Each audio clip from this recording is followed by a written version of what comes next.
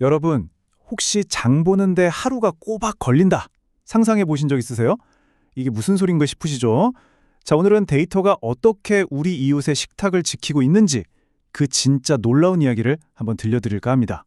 자, 오늘 우리가 함께 파헤쳐 볼 주제, 바로 슈퍼마켓 사막입니다.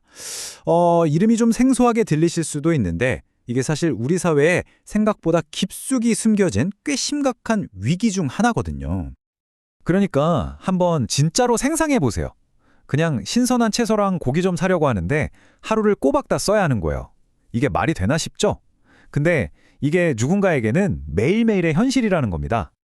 네, 이게 믿기 힘드실 수도 있는데 실제로 대한민국 전북 농촌 지역 주민 5분 중 1분은 이런 식품 사막이라고 불리는 곳에 살고 계세요. 이분들 특히 어르신들한테는요, 걸어서 갈 만한 마트도 없고 당연히 음식 배달 서비스 같은 건 꿈도 못 꾸죠. 그러니까 버스를 몇 번씩 갈아타고 읍내까지 나가서 장을 보시는 게 정말 하루를 온전히 바쳐야 하는 그런 큰일이 되어버린 겁니다. 자, 이렇게 안타까운 상황을 해결하기 위해서 드디어 데이터 기술이 정말 놀라운 아이디어와 만났습니다. 그 주인공이 바로 싱싱창고 프로젝트입니다. 네, 데이터 하나하나로 시장을 사람들에게 더 가까이, 이게 바로 이 싱생창고 프로젝트의 핵심 철학이에요. 그러니까 이건 그냥 물건 싣고 다니는 트럭이 아니고요. 데이터로 아주 정밀하게 설계된 말 그대로 찾아가는 맞춤형 식료품점인 셈이죠. 자, 그럼 이 똑똑한 이동식 마트는 대체 어떻게 움직이는 걸까요? 모든 과정에 데이터가 정말 기가 막히게 숨어 있습니다. 첫 번째, 공공 데이터를 쫙 돌려서 마트가 없는 소외 지역, 그러니까 식품 사막을 지도 위에 정확하게 딱 찍어냅니다. 두 번째, 카드사 소비 데이터 같은 진짜 쇼핑 정보를 분석해서 이 동네 분들은 이걸 자주 사시는구나, 이런 걸 원하시는구나 하고 수요를 예측하는 거죠. 예를 들면 깻잎을 더 좋아하시는지 아니면 두부를 더 찾으시는지 이런 것까지 파악하는 거예요. 세 번째, 이 모든 정보를 바탕으로 인공지능이 가장 효율적인 이동 경로를 쫙 짜줍니다. 가장 적은 시간과 기름으로 가장 많은 분들을 만날 수 있는 최적의 루트를 찾아내는 거죠. 그리고 마지막으로 바로 그곳에 주민들이 가장 필요로 하는 물건들을 가득 싣고 싱싱창고 트럭이 짜잔! 하고 나타나는 겁니다. 진짜 놀랍지 않나요?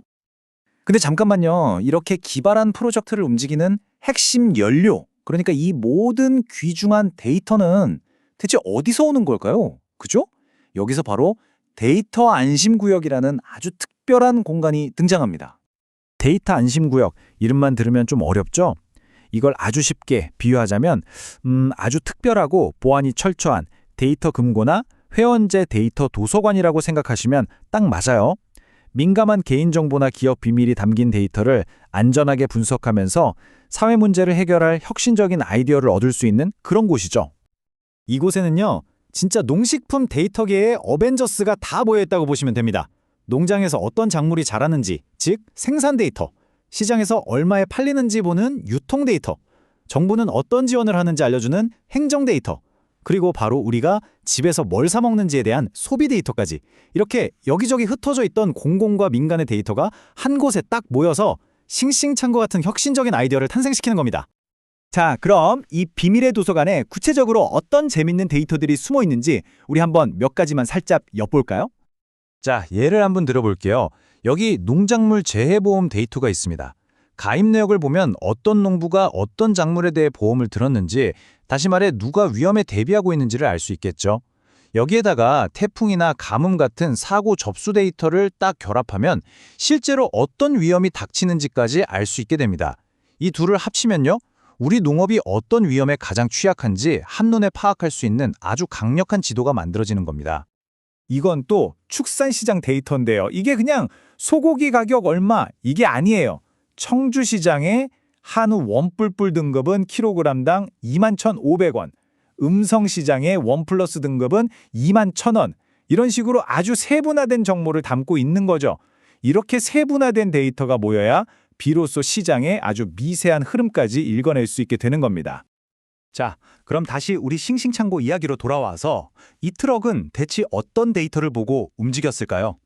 바로 이런 소비 데이터입니다.